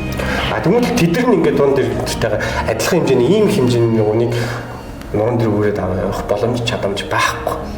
Тийм учраас бид нар хүсээгүй тэр нуран дээр авч явж байгаа тэр нөгөө хүмүүсийг яаж авч явах вэ гэх юм бол төрөл авч юу. Гүнөр гарц гаргалгаач байхгүй. Хэвзээ хүсээгүй бид нар нөгөө юу эдийн засгийн чөлөөтэй ч юм эсвэл нөгөө татварын ээлтэй орчныг бүрдүүлээд эхлэх юм бол нөгөө аж ахуйн нэгж байгууллагууд чинь хүсээгүй тэр нөгөөний хэмжээ таврах болсоо чи аваа явчихна. Цалинжуулаа явчихна. Цалинжуулдаггүй маа гэхэд Монгол Улсын хуулийн хөдөлмөрийн тухай хуулийн төтөл байгаа шүү дээ. 50 болон түүнээс дээш юу ажилчтай байгууллага нэг билүү хоёр билүү хөгжлийн бэрхшээлт иргэний ажиллах шүү дээ. Ажиллаж чадахгүй бол тэр татварт улсад төлдөг байхгүй. Тэрний цалинг нь. Гэхдээ тэгэхээр эн чинь зүгээр төрийн бас тодорхой хэмжээний юу байгаа шүү дээ. Тэгэнгүүт Монгол улсад байгаа нийт байгууллагууд чинь тэр 50 хүндээ хүрч чадахгүй байгаа даа ажилчдын тоо. Тэгэл асуудал нь өрөнд өрөвсөж байгаа байхгүй. Одоо л яг нэг хөгжлийн бэрхшээлтэй хүмүүс ч юм бол аль болох нэг хөдөлмөрлөе гэдэг бидний ажил хиймээр байна гэдэг санаанууд гаргаад байна шүү дээ. Тэгвэл бас ингээд монголч одоо ингээд хөгжлийн бэрхшээлтэй иргэд бас ингээд зорчих боломж маш бага шүү дээ. Хэцүү шүү дээ. Зам дээр ч одоо зүгээр одоо нийтээс хоёлаа одоо зүгээр тэрэгцтэй гарлаа гэхэд боломж байхгүй шүү дээ. Автобусанд нь суухад хэцүү, бодомжаар явхад хэцүү. Заавал нэг хүний хамааралтай явахгүй бол Улаанбаатарт одоо тийм үү явахд хэцүү байгаад байна шүү дээ. Тэгэхээр яг халамж гэдэг дээр гэдэг ойлголттой Монголын хувьд сүүлийн үед арай нэг нийгэм арай нэг өөр талаас нь харсан баг байгаа нэг левел ахаад байна уу гэж би хараад байна. Энэ ардсан намын хүчс одоо энэ халамж гэдэг зүйлийг бас одоо энэ тодорхой хэмжээний улс төрийн сонгуульд орж байгаа үед бол энэ нэг бүрийн хөтөлбөрөнд баг авч хаймаар байгаа. Одоо нэг тий хүүхдийн мөнгө одоо өөр тэр нэг ямар мөнгнүүчлэн хаалт толоо молоод ардын нам бол ингээл хавтгаарсан халамж хороо болгон дээр баг ингээл хүмүүс толоо өгдөг юм шиг байна л да. Би тэр минь авч байгаа болохоо мэдэхгүй л юм л да. Тэгээ нөгөө нэг Монголын саруулах наач тохихгүй л тий. Тэгээ нөгөө нэг монголчууд ч ерөөсөө ингээд уугуулаасаа цаанаасаа нэг нэрээ бүтдэг хүмүүс аахгүй. Нэр угарахаар ясваа гэх юм уу тий. Ерөөсөө нэг тим болгоод бидний нөгөө ардын амын зохиол мөртлөө тэгж хүмүүжүүлээд байна шүү дээ. Тэгэхээр яг зөв тэрийг би нөгөө нэг ардын аман зохиолыг үүсгэж байгаа юм биш. Гэхдээ бид нар хизээ нийтийн санаа бодлоос хамаарахгүйгээр ажиллаа хийдэг болох бай. Нийтийн санаа бодол захирагдахгүйгээр зөв шийдвэрийг гаргаж сурах вэ. Энэ бол зөв шүү. Одоо бол ерөөсөө Монголд юм биш. Олонх зөв болвол тэгэл зөв. Үгүй шүү дээ, тийм биш байхгүй юу? Яагаад ч тийм байж тэгвэл олонхын дарангууллуус явна гэсэн. Олонхын дарангуул. Олонх зөв байх ёсгүй, албачгүй. Тэгээд энийг олонхоор шийдэн буюу нийтийн санаа бол. Жишээлх юм бол одоо төрийн алба маань ингэдэг нэг ажил хийждэг, фэйсбүүкээр сүүлгэлээр маргааш нь цэцэлждэг. Тий. Гоо тэрний зүгээр шийдэл нь мэдгүй зүгээр тэнийг юм шиг хэрнээ сарын дараа ч юм уу жилийн дараа үр дүн гарах байсан ч юм лөө. Гэхдээ мэдэхгүй шүү дээ. Яг гэхдээ тэр нь би зөв бурууч гэж байгаа юм биш тийм. Гэхдээ ерөөсөө л бид нар хизээ нэрээ бодож ажил хийдэг болох. Нэрээ бодгүйгээр ажил хийдэг болохгүй. Улсаа бодож. Улсаа бодож. Би нөгөө нэр угарснаас яс угар дээр байгаа шүү дээ монголчууд юу. Тэг би хүнд муу илүүлснээс яг үдэ энэ хүүхдийн мөнгө өгч, халамжийг өгч явахгүй. Одоо жишээ нь хоёлоо одоо наадтай ч уяад тэгээ дараагийн сэдв юу гэхээр яг нэг устрын зориг гэдэг зүйл ярих гэдэг шүү дээ. Хоёул яриад шүү дээ. Ингээ юмудаа ярмаар байна, гаргамаар байна гэж. За одоо сүүлийн үед эрчим хүчний реформ, тэгээ эрчим хүчний салбарыг өөрчлөе, шинжилээ тий. Энэ төрөөс хамааралтай байдлыг арай ерөн зах зээл рүү чөлөөлөе гэдэг ч юм уу. Иймэрхүү уур амьсгал руу монголчууд орж ирээд шүү дээ. Нийгмийг ер нь тэр амьсгалаар оруулаад шүү дээ. Тодорхой хэмжээний бас улсын хурлын гишүүдч дураад эхэлчлээ. Тодорхой хэмжээний ус төртнөөс бас ингээд акц хийгээд эхэлчлээ шүү дээ. Тэгээ чиний хувьд ер нь энийг эрчим хүчний реформ гэдгийг юу гэж харж байна? Энэ зөв юм уу, буруу юм уу? Зөв бол яагаад гэдэг. Яг зүгээр бид нар ингээд энэ Улаанбаатар хоттой юм олоолаач юм гэж бодог л хатаах барьж байгаа тийм. 500 мянган хүний төлөлтөө гэж ер нь тэр хязгаар гэж ярьдаг байна. 500 мянга ч бас Улаанбаатар хотод бол хэцэн даалт. Гэхдээ үс анхнаасаа ч тийм байраагүй. Бид нар хүн ам маань ингэж өсөх нь бол толторхой байсан. Гэхдээ бол мэдэрт бол зөндөө дагуулгатууд байгаа байхгүй юу? Налаах гэлөө. Тэгээ налаах хэрэг гаргаж идэх юм уу те. Жишээлбэл нэгэн цагт бид нар нөгөө нэг аймгийн төв болгоныг хотолгоо зарлж байсан. Тий. Тэгээ тэрлүүг ингээд тараад ингээд сурчих ёстой л доо. Тэгээд бүгд Улаанбаатартаа чигцэн. Тэгээ яагаад нь бол угаасаа ойлгомжтой. Яагаад гэвэл Улаанбаатар бүх юм байхгүй. Дулааны нэмтэн, тавны нэмтэн, ажил олцсон цалин өндөртэй. Тэгээд юу гэдэг бүх юм байхгүй. Бүх одоо баг их ажлын байр бараг Улаанбаатарт төлөвлөсөн дээ. Бизнес. Өдөө шууд дэлхийн нэгт Монголд Улаанбаатарт болж штэ. Тий. Тэгэхээр ч Улаанбаатарт байх сонирхолтой л таамаас дээ. Тэгэхээр Улаанбаатар утаатай учраас Монгол улс тэр чигт утаатай юм шиг ойлгох гэдэг чинь бас дэлхийд.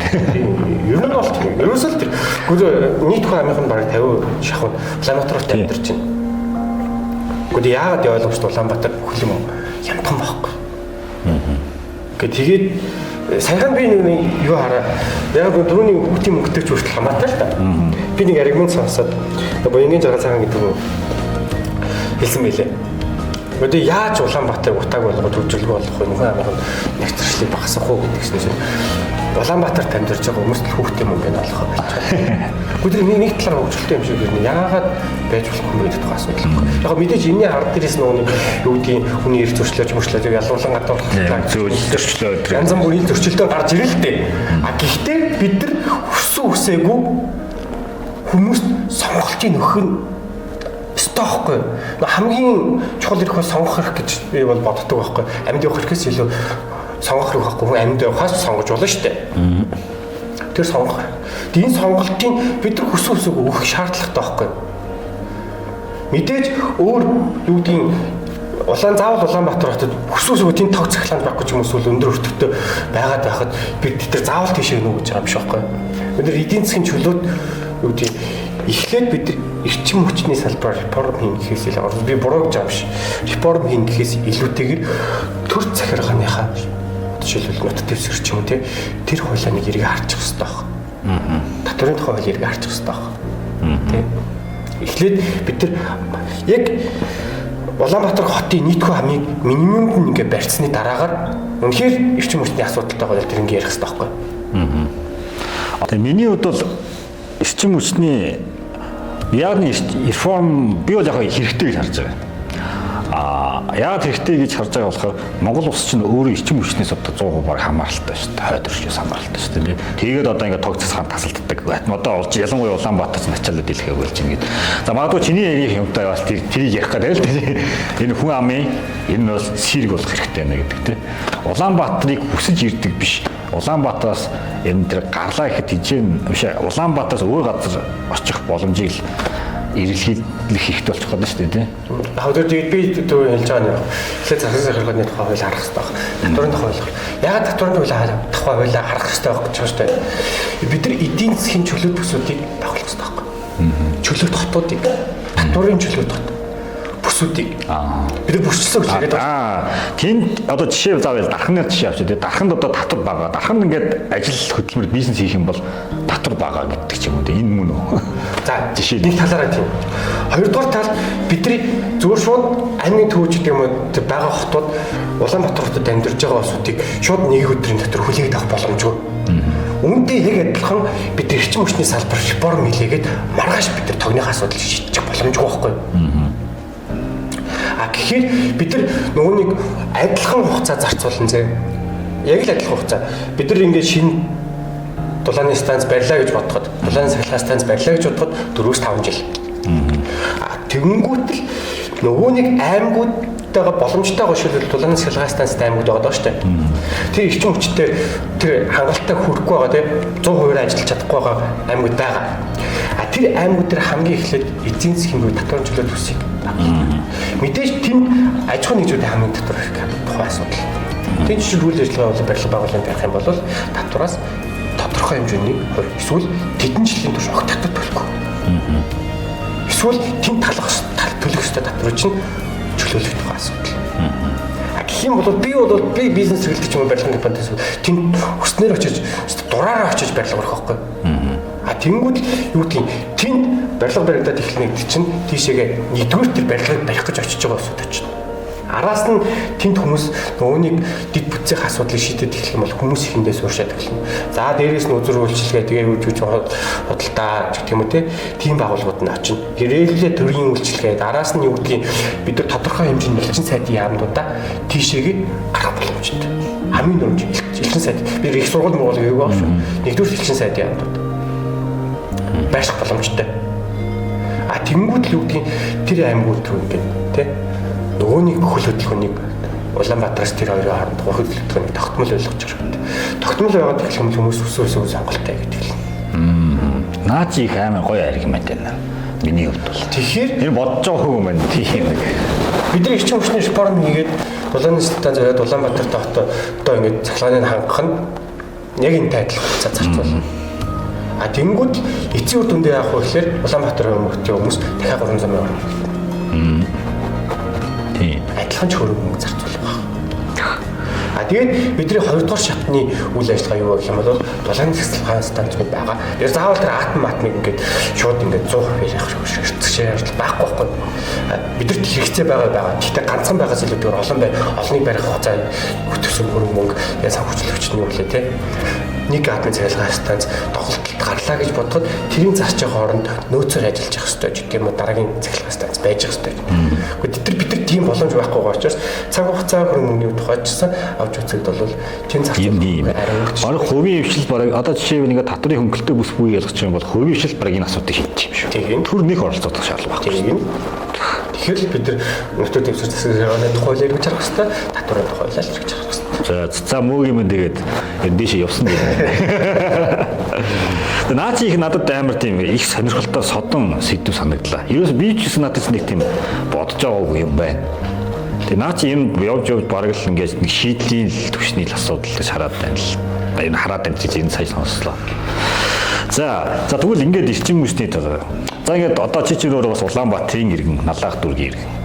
За дараагийн асуудал юу гэхээр утаа гэдэг нэг юм байна. За 18 онд энүүда манай одоо ерөнхийлөгч болсон нөхөр утааг яллаа гэдэг. Тэгээ 20 оны сонгуульд чинь Ардын намжийн өрөө нийслэлтэй бид утааг яллаа гэдэг өрөөтэй орсон шүү дээ. Тэгсэн чи одоо дахиад ингээд эргээ харахад нөгөө утаа өмнөхөөсөө өмнө байсан тэр эдийг ярихаас өмнөх байснаас илүү хортой, илүү одоо харагдц ихтэй тийм аюул дагуулсан. Маш олон хүмүүсийн бас амийг аваад удацсан. Маш олон хүмүүс эрүүл мэндээр хохирцсон тийм. Ийм нөхцөл байдлыг ингээд бидэд дахиж хүлээлгэж өгч штэ тийм. Энэ ер нь одоо тэгээд Улаанбаатар хот хотоотаа яваад байх юм уу? Тэгээд залуунууд одоо ийм орчинд амьдрах нь ер нь их таатай байна. Одоо ч би нөгөө л сэдвүүрийг орох гэдэг зэ.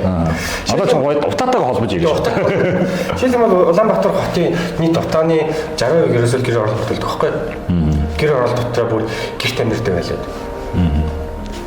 Сайн бодроо зэ. Яагаад вэ гэх юм бол шүү дээ. Монгол гэрт ингээд 100 ингээд төлнө шүү дээ. Утаа төлдөг зэ. Яг ханы бишэнтэй ч гэдэм нам дарлын 100-тай юм шаталтын төвш арай өөр байдаг. Бицгэн хуйлж шүү дээ. Монгол 100-ын шаталтай өгдөхдөө шатад дуусаад дахин дамжихгүй шууд яндардаг байхгүй. Тэгэхээр бол илүү анхаарах хэрэгтэй. Ичнээ 100-тай байлаас ингээд сайжруулсан 100 ч гэдэг тийм. Тэгэхээр дараагийн амир руу нүүх тухай асуудал ярьж байгаа. Нөгөө нэг татварын төлөөд бүс болцсон газар руу нүүх гэдэг шүү дээ. Тэгвэл Улаанбаатар хотод ажилтай, байртай, машинтай хүн байр машинаа байраа зараад ч юм уу тийм өөр аймаг руу дараагийн хот руу нүүх тухай асуудал байх уу? Яасан гинэ? Улаанбаатар хотод байгаа байртай хүн байртай байраа зараад дийлэнх лидингтэй байгаа залуу гэр бүл. Байраа зараад дараагийн хот руу нүүх тухай асуудал яригдах уу? Яригдана. Гэхдээ тэнд нөгөө баян шөнөстэйгээ 7 аймагийнх гэртээ амьдарч байгаа байхгүй. Тэр ингээд дараагийн хот руу нүгэ явах тухай асуудал аль нь илүү амар хотоос тэгээ хөдөөнөөс гэж яриад байна. Аль аль нь 7 аймагийнх хотод байгаа. Заашгүй нөгөөх нь болтих бол зайсан тийм байртай. Энэ он энэ амархан юм биш үү? Амархан байгаа тийм. Тэгэхээр яагаад амархан гэж байгаа бол бид энэ шалтгаан тайлбарч. Жишээлх юм бол мэдээж дараагийн хотууд байгаа тэнд хэдвүүтэд татварын чөлөөт асуудлууд яах юм бол Улаанбаатар байр худалдаж авах хүмүүс хорвогдож ирнэ. Байр ховордож эхлэн гэхээр тухайн болдих байраа маш хурдан зарах боломж нөхцөл үүсгэх гэсэн үг. Хямдруулсан байлаа ч гэсэн. Тэгээ байрны үн унжиглана. Тэгээ нэг анх авсан буюу нэг зээлээр авсан мөнгөд хүрэхгүй. Тэгэхээр болдих нүүхэд хөндрөл үүсэх байхгүй юу? Тэгвэл дулам эмээгийнх нүүхэд ямар нэгэн асуудал алга. За газар нь өмчлөх юм эзэмших байх юм бол газар зараад газар хийнд зарах үхлэх юм бол төр хөдлөж авч яана хувийн хвшил хөдлөж авч яана тий тэнд одоо ширэл хувийн хвшлч бас байгаа даа шүү. Улаанбаатар хотод өргөжлүүлээ ажиллах тий чадвартай ч юм уу тий тэдний хөдөлж аваад явах боломж байна уу байвал байгаа. Барилга баригч гэх юм уу тий. Тэгвэл дулам эмээгийнх нүүх илүү амархан байхгүй. Тэгэхээр энэ нөгөө баян шүнт амьдарч байгаа 100 дулам эмээгийнх тийшээ нөгөөд хэлэх юм бол нөгөө нэг яндагийн тооц хүрч ирлээ. Тэгээ нөгөө утааны тухай асуудал чинь бид нар яг энэ шийдлийг хийгээд татварын чөлөөт бус байгуулагдаад эхний ээлжинд 3-4 хотод яг бүтээн байгуулалт баригдаад хэлэх юм бол Улаанбаатар хотоос бол хамгийн багтаа л 15,000 өрх боломжтой. Шууд 4 хотод гэсэн үг шүү дээ. 15,000 өрх гэр оролцооны өрх нүүхэд тэндээс 15,000 яндан алга болно. Тэгэхээр Монгол улс Улаанбаатар хот маань бараг 120,000 гаруй яндантай гэж тоолодлоо. Тэр хавцаас мах биш. 80,000 болов. За тэрийг бол би сайн. Тэгэхээр тодорхой хэмжээнд шууд тэр яндангийн тоо зөөрөхөд 8-аас 15%. Одоо ингээд нийслэлээс ярьж байгаа юм уу одоо саяхны мэдээ ихэд нийслэлд хэдэн тэрбум төгрөгөөр 30,000 өрхөд гэж хэлөө. Яндан мшаа 100-ын сольж өгөн ч гэлээ. Нөгөө өмнө хийж 10 жилийн өмнө хийж илүүдээ дээр бараг тэрийгээ дахиад яриад яваад байна шүү дээ. Зүгээр бид нар зүгээр яг зүгээр мэдээж 100 солихны бол зүгээр юм орон өсгөө зүйл биш байхгүй юу? Гэхдээ бид нар нөгөө дараагийнхаа өөр шатныхаа амийг өөрчлөх шаардлага хэрэгцээ шаардлага. Яг нь зүгээр нөгөө би бол бодоод би өөрөө тийм ухаантай гэж боддоггүй байхгүй юу? Зүгээр л ер нь бол жирийн дондож дэлхий дээр амьдарч байгаа хүмүүс бол яг л адилхан сэтгэж байгаа. Тэгэхдээ энэ бол пиццгийн үйл явц явж байгаа байхгүй тэр 100 гэдэг дотор зүйлч. Тэгээ ингэ шаталтын ингэ жишээлбэл училтөр байж шатдаг матдаг ч гэх юм уу те янз бүр юм ба. А тэгэнгүүт одоогийн бидний ашиглаж байгаа өмнө ашиглаж байсан түүхийн нүүрс болоод одоо энэ шахмал түлш гэж яриад байгаа ч сайжруулсан утаагүй шахмал түлш шүү. Шуудан дээр утаагүй гэдэг нэр нь үгэнд алга болсон байлээ. Анх бол гарахт утаагүй гэдэг байсан юм. Сайжруулсан утаагүй шахмал түлш. А тэрний шаталт явагдаж байгаад агаарын сэлгэлт тэр явагдаж байгаа гэдэг тухайн асуудал энэ өөрөө нэг 8 дугаар ангийн физик хичээл байхгүй юу? 8-ын 9-р ангиар л үзчихсэн санаж. Энэ шаталт яаж явагддаг хүчил төрөвч баяжны хүчил төрөвчийг яах вэ ингээд тэр чинь нэг юм одоо шилбэл бид нар хамгийн нөгөөнийг боловсронгууд шахмал төвчтэй болсон бол солонгос болсон байхгүй юу? Тэгээ юм бүнийхээ байгаа дундаа нүхтэйгээ дуусдаг. Тэгээ тэр зүгээр юм загварын тухай асуудал шүү байхгүй юу? Тэр зүгээр юм шаталтын тухай асуудал. А тэрнгүүр агаар салгижиж нөгөө доороос нэг агаар хүлээж жиг шатчих тухай асуудал. Шаталт хэр явагдана уу тэрний шалтгаалж утаа гарна шүү. Дутуу шатах юм бол утаа гарна, бүрэн шатах юм бол утаа гарахгүй тийм л тухай асуудал байна. А тэгэхээр бид нар нэг 100 солихоос илүүтэйгээр арай нэг зүгээр шахмал төвчтэйгээ зүгээр бид нар зүгээр нэг тийм 100-ын их хэмжээний мөнгө байхгүй юу? Тий. А шахмал төвчний хэлбэр солиход бол зүгээр үйлдвэрийн зүрхний тоног төхөөрөмжийн тухай асуудал ч болчих тий. Одоо ингээд жишээ одоо манайх ингээд шиж үзэж болдоггүй байх тий. Одоо 18 онд ингээд нүүрсийг болоод тий өөр одоо тийм төшрүүдийг болоод шууд шахмал төвшийг одоо шууд төр хүчээр дотоочлоо шүү дээ. Гэтэ энэ дээр нь өрсөлдөөн байхгүй. Төр өөрөө монопол, төр өөрөө үйлдвэрлэж байгаа, төр өөрөө худалдах үнэ гаргаж байгаа. Тэгээ хинч өрсөлдөх ямар ч боломж байхгүй. Ингээд дотоосч байгаа. Би болохоор ингэж бодод байгаа. Шахмал төвшийг зүгээр л зах зээл рүү хаяад төр оролцоо болоод за ямар ч нэг нөгөө усад нөгөө түүхийн нүүрс төтгийг хоригдсан байна шүү дээ. За яг тэр нь бэжиг. Тэгвэл шахмал төвшийг ингээд олон одоо хувийн хвшлүүдэд одоо боломжийг олгоод тий. Тэгээд тэр хүмүүс чинь нэг өрсөлдөөд ингээд аль болох нь ингээд мэдээж ашиг нөлөөд явж байгаа байгууллагууд шүү дээ. Тэр өрсөлдөөнд дундаас бид нэр тэр нөгөө өөрсдийнхөө яг боломжтой тохиромжтой эдийг ингээд сонгоод хэвлэлчих тэр боломжийг гаргаж өгөх хэрэгтэй юм болов уу гэж хараад байгаа юм. Тэгэхгүй одоо бол ингээд нэг тийм монопол шүү дээ. За би одоо энэ монопол төрийн өмчийн тухай ярихаас өмнө ганцхан юм хэлээ. Улсын сонгуульд ялсан нам буюу ирэх барьсан нам. Монгол улсыг хөгжүүлэх нь чухал, дараагийн сонгуульд бэлтгэх нь чухал. Би бол одоо улс төрийн ялангуяа ардын намыг би бол ингэж харж байгаа. Яг бол 3 сонгууль дээр ялцлаа. Би бол эдгээр бол дараагийн улс төрийн сонгуульд яаж ялах вэ гэж бодож байгаа гэж харж байгаа. Яагаад гэвэл бүхэл 10 жилийн хугацаанд энэ хүмүүс улсыг хөгжүүлэх боломж нь байсан, эрх мэдэл нь байсан байхгүй шин. Тэгэхээр одоо тэгж харагдаж байгаа шин. За шилхэн бол ийм л байсан л та. Яг зүгээр 2024 оны сонгуулийн өмнө надад нэг юм эргцүүлэлт өрсөн. Ердийн одоогийн улсын хурлын сонгуулиар арчилсан нам ялчих юм бол Монгол улсыг хөгжүүлэх үү эсвэл дараагийн сонгуульд бэлтгэх үү? Чамаас юм асуулт асуу. За сонгуул болоогүй одоо шилбэл одоогийн байдлаар бол 2024 оны 6 сар гэдэг бодчих зэ. За ингээд чамаас юм асуултыг асуулаа. Чи намын дарга. За. Арчилсан намын дарга. Чи юу гэж хэлэх вэ? Тэгээ асуулт нь яг юу гэнэ? Асуултаа дахиад асуу. Арчилсан нам яасан тохиолдолд Монгол улсыг хөгжүүлэх үү дараагийн сонгуульд бэлтгэх үү? Би бол одоо хөгжлийн зам бол одоо алхах хэрэгтэй шүү дээ. За окей. Иргэцүүлээ явуулсан. За. Монгол улсыг хөгжүүлэхэд бол яг хамгийн тохиромжтой шүүл стратеги ингээд бодлого төвчнө хамгийн зөв барь явахад 12 жилээс 15 жил болно. Энэ бол нэг сонгуулийн цикл бол биш. За. Тэгэхээр яг гоё юм хөгжүүлээ явж идэл бид нар 12-аас 16 он ганцхан юм дээр алдсан юм. Яг зөв бид нар нөгөө тоглоомын дүрм мөрөн гэж яриад байгаа чинь аахгүй. 12-аас 16 оны талд би залуу нэг гэхдээ миний бурууч биш магадгүй шүү дээ. Экспертүүд бол өөрөөсөө бодож байгаа ойлгож байгаа. Монгол улсыг хөгжүүлэхэд л явсан, зорьсон, сонгуулийн сурчлага дараагийн сонгуульд бэлтгэл хийгээгүй. 9 янтаа болсон 9 янтай 9 янтай үйл ажиллагаа явуулж ирсэн нөгөө нэг боловсрол шинжилгээ ухаан соёл өгдөж амар том олон их төрөлтэй ямар мэж хүртэл байгуулж байлаа гэдэг тухай дээ. Төрийн албаг цугласан маш олон хүмүүсийн төрт ажиллаж байсан. Улс намд 90 мянган төрийн албагч байсан гэдэг багш шүү. Одоо 200 мянга болсон. Тэгээд ингэ явсан. Бид нар сонгуультай бэлдээгүй. Тэгээд ингэ бэлтгэх явж идэл улс орноо хөгжүүлэх явж идэл 4 жилийн дууссан. Тэнгүүд дараагийн ирэх хөрс улсууд нэрж тэр бүх төслүүдийг бүх нөгөө мигагийн төслүүдийг засаасан. Тэгэл одоо ийм байдалд хүрч байна. Тэгэхээр бид нар яах ёстой вэ гэдэг тийм асуудал байгаа байхгүй. Энэ бол өөрөө нөгөө нэг юм парадокс үүсчих гэж байгаа байхгүй. Дараагийн сонгуульд бэлдэх үү? Хосоо гэж. Олсоо хөгжүүлэх үү? Энэ бол улс төрийн намуудын удирдлагуудад бол тулгамдтай асуудал ах гэж би бодож байгаа. Гэхдээ би намынараа биш хүний хүртэл надад тийм асуудал тулгамдчихсан. Тулгамдтай зүйл тийм бодол орж ирсэн байхгүй юу?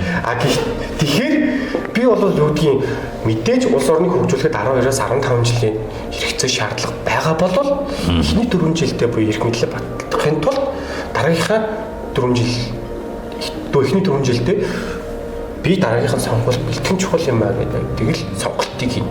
Рационал сэтгүүл. Одоо Аргентинд Хайлер Милей гэдэг ерөнхийлөгч яг либертар үзэлтэй хүн одоо дэлхийд бараг анхных юм билээ л дээ. Либертар үзэлтэй хүн ерөнхийлөгч болчихж байгаа байхгүй.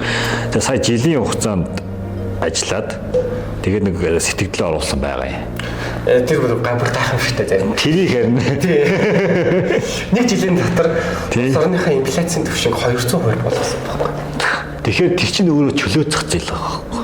Нөгөө уналтаа ингээд бүр популизмд автцсан те дороотж явж исэн улсыг яг нөгөө чөлөөцөхийн төрийн цомгтгийн цомтгоо те засгаач цомхон болгоо төрөө цомхон болгоо тэгээ татварыг багасгаад те миний түвшинд нь аваачаад тэгээ бизнесийн орчныг гадны хөрөнгө оруулалтыг татаад тэгсэн чинь өнөөдөр ингээд бас нэг жилийн дотор энэ доор байсан улс одоо өнөөдөр ингээд босоод ирж байна гэж байгаа юм. Тэр мэдээж бол Аргентин болоод тийм анхнаасаа ч тийм янка алдсан байгаа. Нэгт. Монголын уналтанд орсон байсан шүү дээ. Яг уналтанд орсон улс байсан. Орсон нэмж инфляцийн түвшин 200 төрнөөс 230 34 ерөнхийд чинь судлах аваад тэгс тийм бизнес ангиж байна. Мэдээж Монголтой харьцуулах юм бол тэр чинь мэдээж хүчрэг эдийн засгтай бас байсан заяа. Тэгвэл Монгол бол яг хэсэг ирэх байна. За яач зэ. 2015 оны үед ингээд гайхалтай зүйл болсон байхгүй юу? Хойч ба оюутан ч гэсэн эдийн засаг бас их анх ингээс нөхөд судалж үзчихсэн. Монгол улс бүр гайхамшигтай болдог байхгүй юу? Эдийн засгийн өсөлт нэг 2 оронтой доор өсдөг зэ. За. Бүр тогтмол сүүлийн 2 жил 3 жил 2 жил ингээд бүр амар өндөр ингээд тогтмол өссөн. Тэгээд инфляцийн түвшин 1 оронтой доор орсон. Тэг ингээд бүр тэгээд дэлхийн зах зээл дээр зэсийн өмнө олж байгаа орлого бүр бүүн болцсон зөө Монгол. Тэг ингээд тухай би бодчихсан байхгүй. Одоо ч гэсэн бүр алхан дээ. Юу нөгөө Азийн цагаан давин чинь бүр Азийн бар хэмжээний болох юм чинь тийм амар өндөр бүр түүхэнд байгаагүй ч Азийн улс орнууд байгаагүй өндөр эдийн засаг үүссэн байна. Тэгээд яасан бэ гэсэн чинь 2016 оны бас хурлын сонгуульд юу болсон? Нэлэгдсэн. Тухайн үед ирэх барьжсэн. Яг андарсан цэр барьжсэн л та. Тэгээд тэр засыг бол ард түмэн тавьж. Боноглаа. Би бол тэр засыг унахад бишээ тэр сонгуулийн ялагдал дээр бол одоо тийм нэг их оронч гэх юм уу тий. Тухайн үед чинь яг нэг сүүлийн нэг 15 оноос баг ахвал яг эдийн засаг тэр өсөлтөө үед чинь баг Монгол улсыг хятад зарчлаа гэдэг юм ингээд аим хүчтэй явсан шүү дээ. Магадгүй тэр би хойд зүгээс өдрөмж нөлөө орж ирсэн би бол тэгж боддог тухай бол яагаад гэвэл ардсан намын тухайн яг тэр барууны чиг баримжаа энэ бол чөлөө зах зээлийг жоохон эдийн засаг өсгөх тэр бодлогыг барьж байгаа хүн болгон л ингээл тэгмэд Эрдэнэтийн 49 нааш оруулалт татаж оруулж иж энэ оюутлогын яг ирээгийн байгуул амжилттай явцсан тий том төслүүдийг ерөнхийдөө боломжийн ирээнд ингээд хөдөлгцэн нөхдүүдийг маш хүчтэй ингээд нэг гадны урагч хужаа мужаа ингээд явсан шүү. Одоо ингээд тэр амар нийгмийн давлгаа болоод байна. За эргэцүүлэл явж байна. Дахиад нөгөө эргэцүүлэгч үргэлжлэж байна. Тийм амар өндөр өсөлттэй ингээд эдийн засгтай байсан амар ингээд тоол хийж шуудлаа ихгүй. Гэхдээ тэндээс бидэрт юу хэлсэн? Бидний дурсамж л хэлсэн байна. Тий. Өөр үлдэг бооз? Тий дурсамж л хэлсэн тийм ээ. Тэгэхээр юу гэсэн үг вэ? Тэнд амар өндөр эдийн засгийн үзүүлэлт байгаад байлаа гэд тэрнгээ бид удаан барьж чадахгүй бол ямар ч юм татвартай байж чадахгүй. Одоо Аргентины тухайн асуудал дөнгөж 1 жилийн тухайн асуудал болчиход дараагийн 4 жилийн тухайн асуудал болох. Өчтөр чи Аргентинч одоо их жил сонгуультай гэнэ. Тэндээ дахиад ялахгүй бол тэгэл Монгол шиг болох юм шүү дээ. Эсвэл тэр. Тий. Тэгэхээр энэ дээр бүр хамгийн чухал юм баггүй. Тэр хин нэгэн улс төрийн нам хүчин ингээд тэр чадaltaй байна уу, зөв бодлоготой байна уу гэхээс илүүтэйгээр сонгогчд маань мэдлэгтэй байна уу, чадвартай байна уу гэдэг тухай асуудал чухал баггүй. Би яг наад чинь гайхаад байдээ. Сонгогчд одоо ингээд угийн ийм л байна шүү дээ. Монголын хувьд бол хэцүү байна шүү дээ. Бүгд л одоо баг хүлэн зөвшөөрөх баг. Тэгвэл энэ хүмүүсийг яаж ингээд ойлгуулах юм? Хин ойлгуулах? Яах вэ? Ийм мэдгүй байна. Хиний үр энэ өөрөө улс төрийн одоо шил төрийн эрхийн төлөө өрсөлдөж байгаа намуудын тухай асуудал байхгүй юу? Эдний үүрэг байхгүй юу? Тэгээ дээрээс нь иргэний нэгэн байгууллагууд юу гэдгийг тэгээ ингээд төрийн бас байгууллагууд тэдний үүрэг байхгүй юу? Тэгмээд Монголд яадаг вэ гэхээр мэдээж нам улс төрийн байгууллагуудын нэр хүнд нь орцсон учраас иргэний нэгэн байгууллагууд улс төрийн байгууллагуудтай холбогддоггүй. Тэрэндээ би нэгэ дургу. Эргүүлээд улс төрийн намын асуудлууд нь өөрсдийнхөө намыг илүү сайн бид нар мундаг, бид нар гоё, би гоё гэж ярьдаг болохоос биш чи улс төрийн боловсролтой байгаа чи ийм үзэл баримталтай байгаа чи гэж хизээч ярьдаггүй. Асуудал. улс төрийн намууд бол ер нь бол одоо энэ тогтолцооны асуудал байна. Мөн сонгуул яагаад чухал юм? За мөн одоо нэг үзэл баримталтай нам бол үзэл баримтлаараа бас дамжуулж тий бас хүмүүстээс мэдээлэл өгөх ёстой юм байна гэж харж байна. За тэгээд ярилцлага маань бас нэлээд урт сайхан халуухан өрнөж байна. Тэгээд хоёулаа ер нь бол төгсгөлийн хэсэг рүү орё гэж бодож байна. Тэгээд мөнх эрдэнтэйгээ бас ингээд хоёулаа ч бас ингэж тухтай ярьж исэн удаа бараг цөөхөн баг. Тэгээд би бас өмнө ч бас ингээд зөндөө олон залуучуудтай уулзсан. Ер нь тэгэл миний одоо ингээд залуучуудтайгаа арц намын хаяг ингээд урдаагаад манлайлж байгаа залуучуудтай ярихад бол хүн бол яг тухайн хүн болгон яг өөрсдийнхөө өнцгөөсөө яг л нөгөө арц намын үзэл санаан дээр уягдсан мөн одоо шийдлийн төвшнүүдийг ярьж ингээд маш олон зүйлүүдийг ярьж байгаа учраас би ч гэсэн өөр ингээд амар гоё ирч хүч энерги аваад ингээд тэтгүүлээ дуусгадаг байхгүй юу? Яг тэрэн шиг өнөөдөр чамтай ярилцсан ярилцлага дундаас маш олон мэдээллүүдийг одоо миний одоо зарим мэдээллүүд ч одоо би бодоочгүй хараачгүй байсан зүйлүүдийг чи өнөөдөр ингээд ярьж. Тэгээд энэ шиг ингээд маш олон хүмүүст бас энэ үзэл санаагаа бас хүргээсэй. Ялангуяа чи Ардсан оюутны холбооны ахалж байгаа хүн. Тэгээд Ардсан оюутны холбоо уулна гэх ийм нэг бодолтой хүмүүстэй байна гэдэг чинь өөрөө Ардсан нам илүү цаашаага хүчтэй, бодлоготой, зорилттой урагшаа явахын эхлэл юм болов уу гэж би харж байна. Тэгээд одоо магадгүй би чамаас асуугаагүй зүйл байж болно тийм ээ. Хоёулаач бас нэлээд олон асуудлуудыг ярьлаа тийм. Тэгээ мөн одоо эсвэл залуучуудаа ханддаг ч юм уу тийм. Тийм нэг хэлэх зүйл байвал одоо хоёулаа яг төгсгөлийн шат руугаа ороод тэгээд өнөөдрийн подкастаа бас өндөрлөе гэж бодож байна. Уул нь ярилцгийг бол маш урт зүйл байна хоёулаа дуугүй. Яг би нэг юм хэлэх дуртай. Тэр хэлэх дуртай үрэлээр дуус гэж бодоод. Би бас залуу үнэлтэй. Гэхдээ залуучуудад жоохон шүүмжлэмээр санагддаг. Манай Монголын залуучууд ямар нэгэн өөрөөс идэвхтэй хэмжил байхгүй. Тэр нь юунаас харагддаг гэх юм бол өнөөдөр нэг гоё юм царайлаг мундаг юм гоё юм царайлаг өндөр гоё юм залуу гарч ирээд нэг гоё юм ярьдаг байхгүй. Тэнцлэл дээр Монголын юм тийм ингэсэн чинь ингэчлээ. Гэрэмтэл тэрэнд ингэж итгэдэг байхгүй. Энэ л би байсан юм байна. Жинхэнэ энэ хиний багш байсан юм байна те. Би л ийм л амьдралын философи байсан юм байна гэдэг. Тэгээ маргааш нь ингээд дахиад нэг өөр залуу гараад ирж байгаа байхгүй. Тэгээ нөгөөхнөөс чинь арай өөр юм ярингуудтай илүү гоё ярьчих. Илүү гоё яриад. Тэмүүтэл нөгөөх нь юу очиод харангуутлаа. Оо би бол тийм юм биш үү? Ийм юм байсан юм байна. Өөр хүчтэй. Энэ бол өөрөө хамгийн хортой байхгүй. Яг бол өөрийн гэсэн үзэл баримтлал байхгүй. Үзэл бодол байхгүй. Яг нэгтгэл үнэмшил байхгүй байгаа шүү дээ. Би 1000 буруу ярьжсэн байлаа ч гэсэн тэрнийхээ төлөө хэрэлдээ зодтолтой явж байгаа тийм итгэл үнэмшилтэй байх л хамгийн чухал. Тийм итгэл үнэмшлийг яаж олж авах вэ гэхээр ерөөсөө л өөрийгөө эргцүүл өөрийгөө бод юу гэдэг тийм ингээд арай өөр зүйл төр өөрийнхөө цаг завыг зарцуулах хэрэгтэй. Тэгээ Монгол залуучууд тийм боломж олцоог нь гаргаж өгөхгүй, хангаж өгөхгүй нь жоохон гарахгүй байна. Ягаад гэх юм бол нөгөө нэг би тийм Монгол амьдарч байгаа ерөөсөө хоёрхан л юм байна. Өөрийн сэтгэл зүйн асуудалтай хөлөншөрдөг нь зөвшөөрдөггүй. Гэхдээ ийм амар утаа ийм амар стресстэй ийм орчинд амьдарч байгаад өөрийгөө ирүүл гэж бодоо явж байгаа юм бол өөр асуудалтай байхгүй юу? Яг энтэй адилхан Монгол залуучуудаа ерөөсөө л бити ер хин нэг үгээр хэлж зүгээр чи мяд буруу бодож ирж байсан ч магадгүй гэхдээ өөрийн хүзэл бодлогыг эзээд бацгахж байгаа. А тэгжиж тэрэн дээрээс нөгөө нэг энэ академик дискасс хийж дараагийн нөгөө нэг зөв шийдэл гарч ирдэг юм аа. Тэгэхгүй зүгээр үгүй. Өөр нэг тэнт мундаг гоё ярьсан хүмүүний үгэнд итгээд миний би одоо шийдэл сайн гэж зөндөө миний үгэнд итгээд тэгчих юм болох гэж юм тий. Мэдээж би үгдий миний ярьж байгаа дутагдaltaй асуудал зөндөө байхгүй. А гэхдээ тэрний асуудлуудыг шийдвэрлэх би бол тэрийг хараагүй байгаа шүү дээ. Зүгээр л энэ бол айдиа төвшөндөө байгаа даа ч гэдэг. Иймэрхүү байдлаар өөрийнхөө дискасс өөрийнхөө тийм дискасс эргэцүүлэх хийх юм л байгаа л явж байна. Тэгээ ямар ч юм бол өнөөдрийнхэн бас подкастад урьж оролцуулсанд баярлалаа. Тэгээ би бас нэг бас өөрөө ингээд иймэрхүү чиглэлийн гэж боддог.